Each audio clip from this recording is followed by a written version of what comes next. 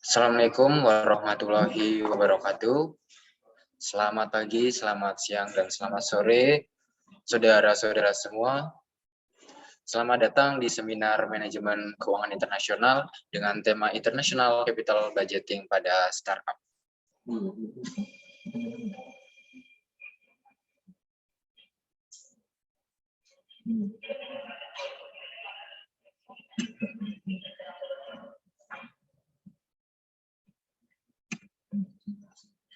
Sebelumnya, perkenalan terlebih dahulu. Perkenalkan, nama saya Ayatullah Sinaga.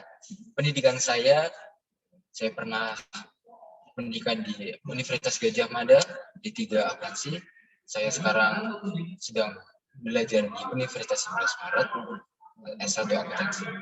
Saya pernah mengikuti accounting internship di PT Berantas pada tahun 2021. Kemudian saya pernah melakukan pelatihan audit corporate fraud in banks pada EY pada tahun 2021. Kemudian saya pernah melakukan magang audit pada KAP KKSP pada tahun 2020, dan saya pernah melakukan pelatihan audit di KAP KKSP pada tahun 2019. Saya pernah mengikuti sertifikasi Certified Accounting Technician for Preparation on Financial Statement based on SAK pada tahun 2021, dan saya pernah mengikuti program pelatihan terpadu di perpajakan A dan B pada tahun 2019.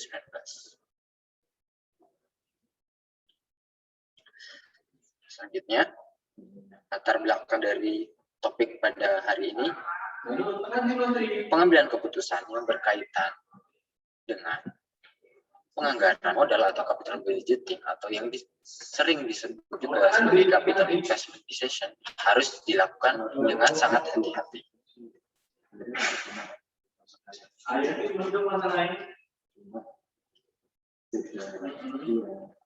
Karena keputusan tersebut lazimnya bersangkutan dengan jumlah dana yang besar dan akan terikat dalam periode yang panjang. Kesalahan dalam pengambilan keputusan akan berdampak jangka panjang kepada kinerja perusahaan. Oleh karena itu, diperlukan kecermatan di dalam melakukan analisis dan perhitungan sebagai dasar pengambilan keputusan tersebut. Pengambilan keputusan investasi barang modal atau capital investment decision berkaitan dengan proses perencanaan, penetapan tujuan dan prioritas, pengaturan pendanaan, dan penggunaan kriteria tertentu untuk memilih aset-aset yang bersifat jangka panjang.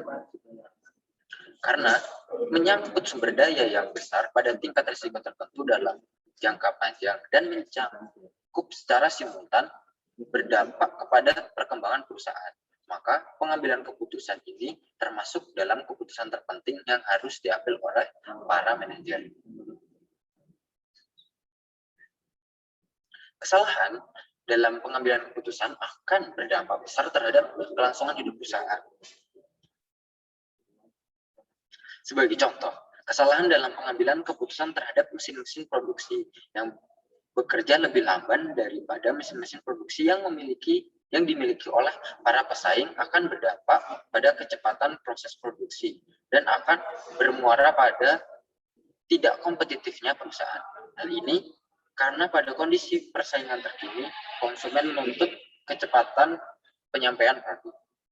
Investasi barang modal yang baik akan mampu menghasilkan aliran kas atau menurunkan pengeluaran kas masa yang akan datang selama umur ekonomis proyek guna memperoleh kembali modal yang tertanam dalam proyek dan laba yang diharapkan.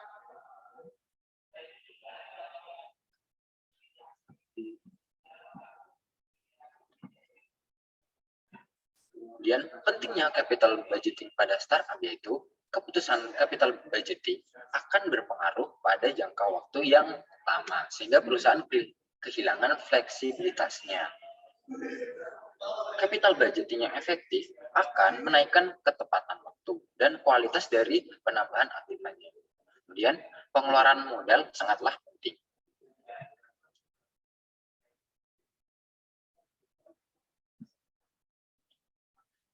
Kemudian tahapan dalam capital budgeting. Yang pertama adalah biaya proyek harus ditentukan. Yang kedua, manajemen harus memperkirakan aliran kas yang diharapkan dari proyek, termasuk nilai aktiva akhir. Yang ketiga, risiko dari aliran kas proyek harus diestimasi. Nah, ini memakai distribusi probabilitas aliran kas. Selanjutnya, dengan mengetahui risiko dari proyek, manajemen harus menentukan biaya modal, cash of capital, yang tepatnya mendiskusikan aliran kas proyek. Dengan menggunakan nilai waktu uang, aliran kas masuk yang diharapkan digunakan untuk memperkirakan nilai aktiva. Terakhir, nilai sekarang dari aliran kas yang diharapkan dibandingkan dengan biayanya.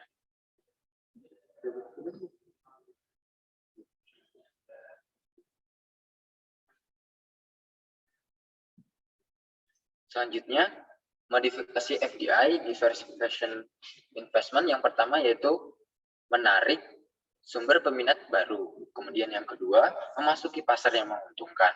Kemudian yang ketiga, mengeksploitasi keunggulan monopolistik. Yang keempat, reaksi terhadap pembatasan perdagangan. Kemudian yang kelima, diversifikasi risiko secara internasional.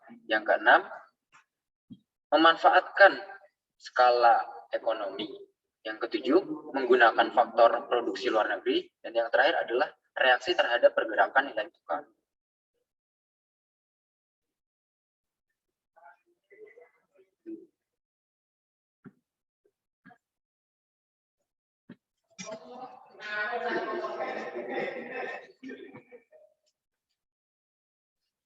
Suatu perusahaan yang akan melakukan investasi luar negeri atau foreign investment biasanya selalu melakukan analisis internasional, capital budgeting, dengan membandingkan dua pendekatan atau approach untuk menentukan kelayakan investasinya dengan cara sebagai berikut, yaitu ada dua, home currency approach atau pendekatan mata uang domestik, dan foreign currency approach atau pendekatan mata uang luar negeri. Nah, dalam hal ini beberapa faktor yang menjadi pertimbangan dalam melakukan investasi di luar negeri antara lain yang pertama yaitu nilai investasi awal, kemudian yang kedua usia proyek, yang ketiga arus cash flow per tahun yang diharapkan, kemudian yang keempat risk free rate di dalam dan luar negeri, yang kelima required return yang diperlukan, dan yang terakhir adalah nilai tukar atau current exchange rate. Selanjutnya kriteria capital budgeting ada 6. Yang pertama adalah payback period, yang kedua adalah discount payback period, yang ketiga ada net present value, yang keempat ada probability index, yang keenam adalah internal rate of return, dan yang keenam adalah modified internal rate of return. Payback period sendiri atau periode pengambilan adalah jumlah tahun yang diperlukan untuk pengambilan investasi awal atau initial investment. Kemudian discount payback period adalah jumlah tahun yang diperlukan untuk pengembalian investasi awal dengan cara memperhitungkan discounted net cash flow. Kemudian net present value atau nilai bersih sekarang, yaitu nilai sekarang dari arus kas tahunan dikurangi investasi awal sehingga NPV menjadi positif. Kemudian profitability index atau indeks keuntungan adalah rasio nilai sekarang dari arus kas net terhadap investasi awal. Kemudian internal rate of return atau tingkat pengembalian internal yaitu tingkat diskon yang menyamakan nilai sekarang dan nilai arus kas yang akan datang dengan investasi awal. Kemudian yang terakhir adalah modified internal rate of return, yaitu tingkat diskon yang menyamakan nilai sekarang dari arus kas keluar atau cash outflow dengan nilai sekarang dari nilai akhir proyek atau project terminal value. Kemudian yang pertama yaitu payback period. Untuk payback itu number of year required to recapture the initial investment atau jumlah tahun yang diperlukan untuk pembelian investasi awal atau initial investment yang dijelaskan tadi. Nah, ini rumusnya yaitu PP atau payback period. Rumusnya yaitu IO atau initial cash outlay atau investasi awal dibagi dengan GF atau cash flow atau arus kasnya. Nah, kriteria dari payback period ini yaitu yang pertama, periode dapat diterima bila periode pengembalian kurang dari atau sama dengan maksimum periode pengembalian sesuai usia proyek. Yang kedua, proyek ditolak bila periode pengembaliannya lebih dari maksimum periode pengembalian sesuai usia proyek. Keuntungan dari payback period sendiri yaitu menggunakan arus kas. Kemudian yang kedua, relatif mudah dihitung dan dimengerti. Kemudian yang ketiga, dapat digunakan sebagai alat ukur keuangan yang cepat. Dan kerugian dari payback period sendiri yaitu mengabaikan arti waktu nilai uang atau time value of money, kemudian mengabaikan arus kas yang menjadi setelah periode pengembalian, kemudian penentuan maksimum periode pengembalian yang dapat diterima secara adil.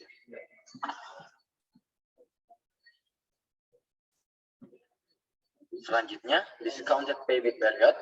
Nah, pengertiannya yaitu the number of years needed to recover the initial cash outlay from the discounted net cash value, atau jumlah tahun yang diperlukan untuk mengembalikan investasi awal atau initial investment dengan cara memperhitungkan discounted net cash value. Nah, untuk kriterianya dari discounted payback period yaitu yang pertama, periode dapat diterima bila periode pengembalian discountednya kurang dari atau sama dengan maksimum periode pengembalian discounted sesuai usia proyek. Nah, yang kedua, proyek ditolak bila periode pengembalian discountednya lebih dari maksimum periode pengembalian discounted sesuai usia proyek.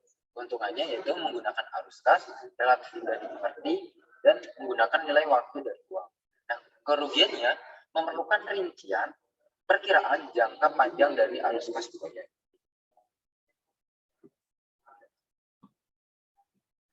Selanjutnya, kita berlanjut ke net present value. Present value of annual after-tax cash flow plus the investment initial outlay. Atau artinya, nilai sekarang dari arus kas tahunan dikurangi investasi awal sehingga NPV menjadi positif. Atau NPV lebih dari sama dengan 0. Nah, rumus dari NPV sendiri adalah sigma N T sama dengan 1 ACF T ini adalah the annual after tax cash flow in time period T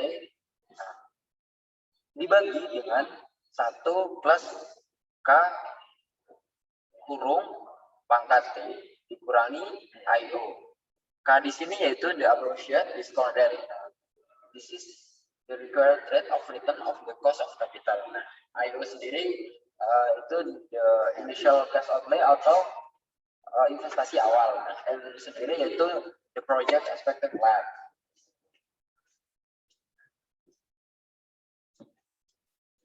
Nah,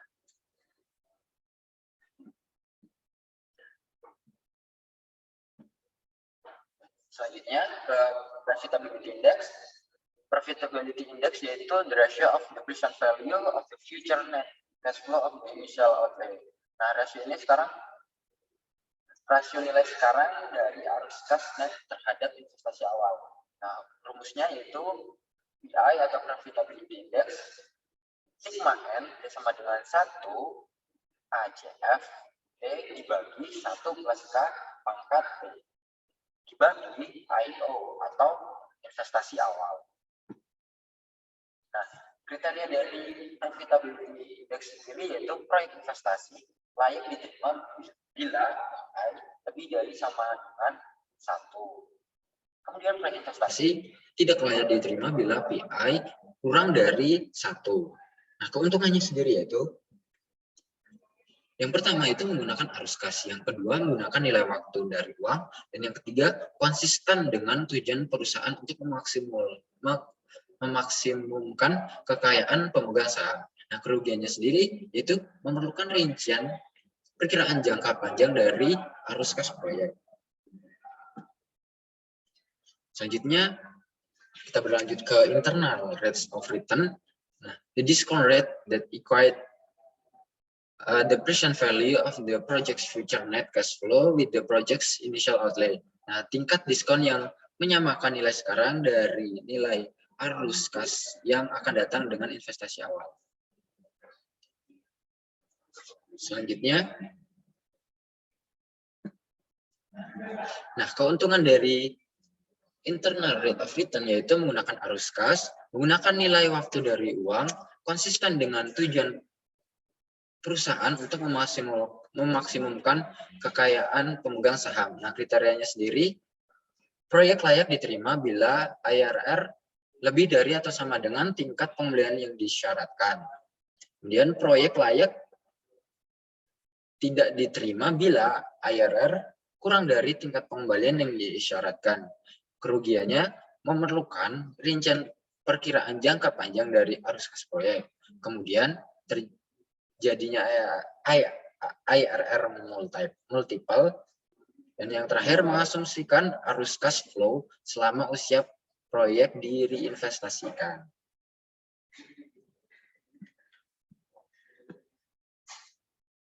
Nah, kemudian perbandingan NPV dengan IRR, apabila ada satu proyek yang independen, maka NPV dan IRR akan selalu memberikan rekomendasi yang sama untuk menerima atau menolak usulan proyek tersebut. Tapi apabila ada proyek-proyek yang mutually eksklusif, NPV dan IRR tidak selalu memberikan rekomendasi yang sama. Nah, ini disebabkan oleh dua kondisi. Yang pertama yaitu ukuran proyek yang berbeda. Nah, yang satu lebih besar dari yang lain. Nah, untuk yang kedua yaitu adanya perbedaan waktu. Waktu dari aliran kas dari dua proyek berbeda. Satu, proyek aliran kasnya terjadi pada tahun-tahun awal, sementara yang proyek yang lainnya, aliran kasnya terjadi pada tahun-tahun akhir. Nah, intinya, untuk proyek-proyek yang mutually eksklusif, pilih proyek dengan NPV yang tertinggi.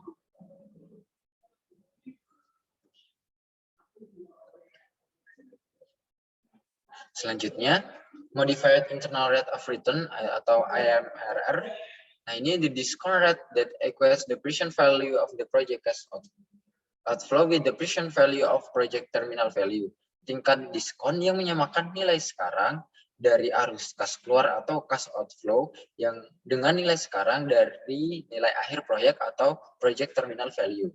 Nah, untuk rumusnya sendiri yaitu sigma N T sama dengan 0 ACOF atau arus kas keluar tahunan setelah dipotong pajak selama periode T dibagi 1 plus K pangkat T sama dengan sigma NT sama dengan 0 ACIF atau arus kas masuk tahunan selama periode T dikali 1 plus K pangkat N min T dibagi 1 plus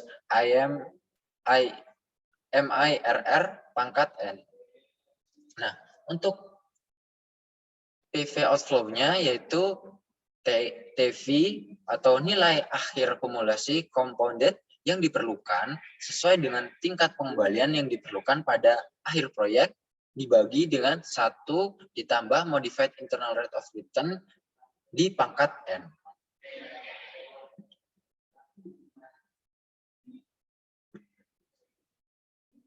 Nah, untuk kriteria dari modified internal rate of return sendiri yaitu proyek akan dapat diterima bila MIRR lebih dari atau sama dengan tingkat pengembalian yang diperlukan.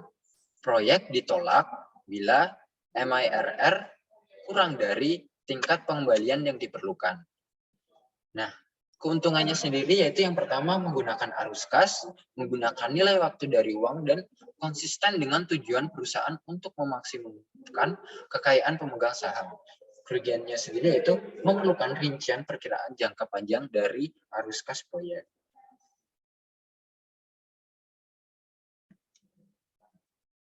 Nah, untuk itu, manakah metode yang terbaik?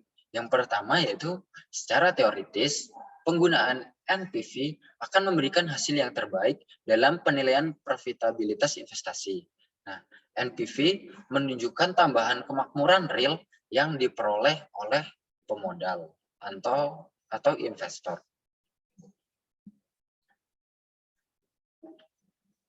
Selanjutnya, kita akan masuk ke dalam contoh kasusnya.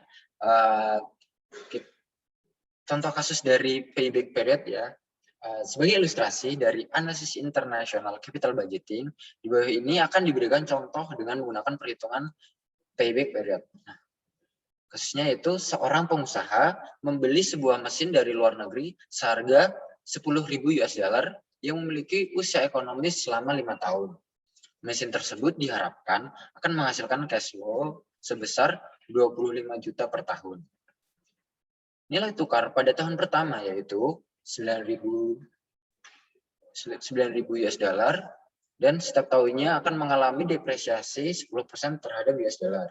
Berdasarkan data dan informasi di atas, kita diminta untuk menentukan kelayakan proyek berdasarkan payback periodnya. Jadi untuk penyelesaian kasus ini adalah, nah untuk cash flow per tahun pertama itu 25 juta dibagi 9.000 sama dengan 2.777,78 US dollar. Nah, kemudian untuk cash flow yang kedua, tahun yang kedua, 25 juta dibagi 9.000 dikali 1 plus 10%. Nah, hasilnya yaitu 2.525,25. Nah, untuk cash flow yang ketiga, yaitu 25 juta dibagi 9.000 dikali 1 tambah 10% pangkat 2. Nah, hasilnya yaitu 2.295,69. Nah, untuk yang keempat, cash flow tahun keempat yaitu 25 juta dibagi 9.000 dikali 1 tambah 10% pangkat 3. Hasilnya 2.086,98. Dan yang terakhir tahun yang kelima, 25 juta dibagi 9.000 dikali 1 tambah 10% dipangkatkan 4. Nah, hasilnya 1.897,2512. Total cash flow selama 5 tahun adalah 11.582,94. Nah, cash flow rata-rata per tahun, nah ini total cash flow selama 5 tahun dibagi 5. Hasilnya yaitu 2.316,59 US dollar.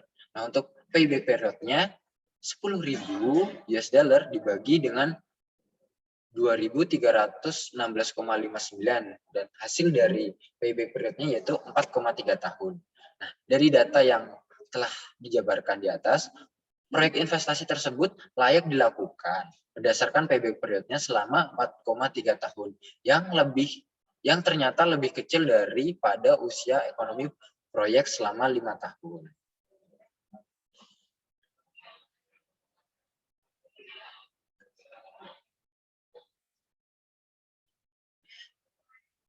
Ya, terima kasih. Begitulah seminar dari saya. Semoga ilmu yang saya berikan bermanfaat untuk saudara-saudara semua. Apabila ada pertanyaan, dipersilahkan.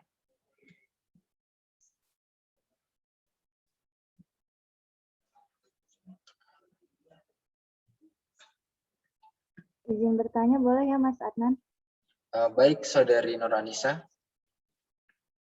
Ya, izin bertanya, bisa tolong dijelaskan lebih lanjut bagaimana sih klasifikasi serta teknik dan konsep dari capital budgeting yang tadi Mas Adnan jelaskan. Terima kasih.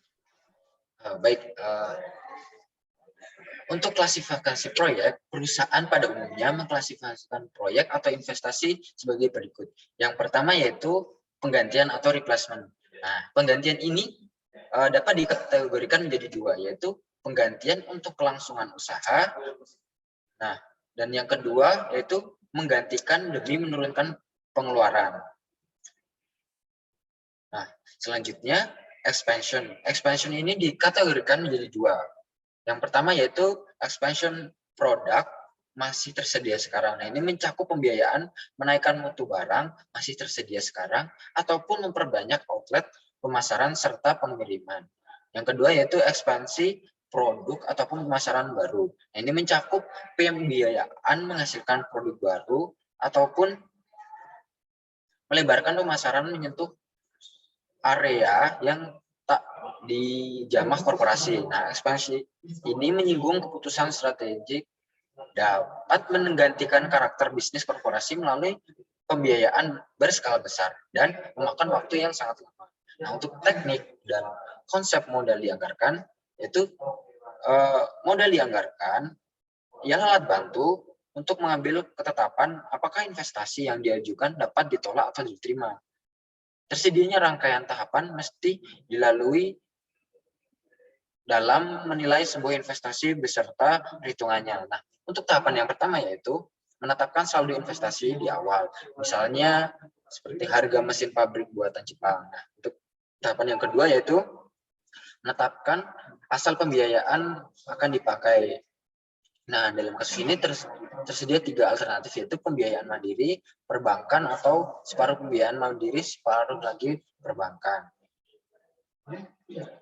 Nah, untuk tahapan yang ketiga, yaitu memperkirakan struktur arus kas melalui investasi yang diajukan. Nah, tiap aliran pembiayaan modal lebih terkenal sebagai capital expenditure, di mana terdapat 2 jenis aliran uang. Nah, selanjutnya, aliran dana keluar adalah kas yang dikeluarkan atau bentuk pengorbanan lainnya dengan harga tertentu. Nah, pada aliran dana keluar dikenalkan 2 teknik bagaimana dana dikeluarkan sesuai tepat waktu. Nah, yakni yang pertama pengeluaran modal dan yang kedua adalah pengeluaran biaya. Bagaimana Saudari Nuranisa? Apakah cukup menjawab?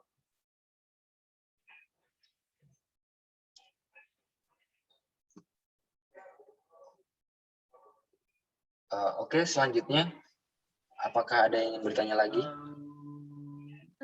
Saya boleh izin bertanya, Mas? Oh iya, Mas Alif Abidin aja. Oke, silahkan. Mbak Rendra aja. Silahkan. Mas Alif mungkin bisa bertanya. Mbak Rendra aja udah nggak apa-apa. Oke, baik. Saudari Rendra silahkan bertanya. Ya, oke, boleh. Jadi, saya mau tanya terkait aliran kas. Jadi, bagaimana sih penentuan aliran kas pada akhir umur proyek itu? Terima kasih. Saya akan mencoba menjawab. Aliran kas akhir umur proyek merupakan aliran kas masuk yang diterima oleh perusahaan sebagai akibat habisnya umur ekonomi suatu proyek investasi. Nah, terminal cash flow akan diperoleh pada akhir umur ekonomis suatu investasi. Nah, terminal cash flow ini dapat diperoleh dari nilai sisa atau residu dari aktiva dan modal kerja yang digunakan untuk investasi. Nilai residu suatu investasi merupakan nilai aktiva pada akhir umur ekonomisnya yang dihitung dari nilai buku aktiva yang bersangkutan. Besarnya nilai residu ini sangat penting dalam perhitungan biaya depresiasi dan aliran kas masuk perusahaan. Sebagai misalnya, nilai buku dari suatu aktiva tetap itu adalah 10 juta, tetapi saat dijual laku seharga 12 juta rupiah. Nah, berarti perusahaan memperoleh laba sekitar 2 juta. Nah, laba ini sebenarnya merupakan capital gain. Nah, kalau misalnya perusahaan dikenakan pajak 20% atas capital gain tersebut, maka aliran kas dari nilai sisa adalah 12 juta dikurangi 2 juta dikali 20%, sama dengan 11,6 juta rupiah. Nah, seperti itu. Apakah cukup menjawab Saudari Rendra? Ya, baik. Sudah terjawab. Terima kasih ya, Mas ya. Terima kasih Saudari Rendra, dan terima kasih untuk saudara-saudara audiens seminar pada hari ini. Semoga ilmu yang saya berikan bermanfaat untuk kalian semua. Sampai jumpa di lain waktu. Wassalamualaikum warahmatullahi wabarakatuh. Waalaikumsalam warahmatullahi wabarakatuh. Terima kasih Mas Eto.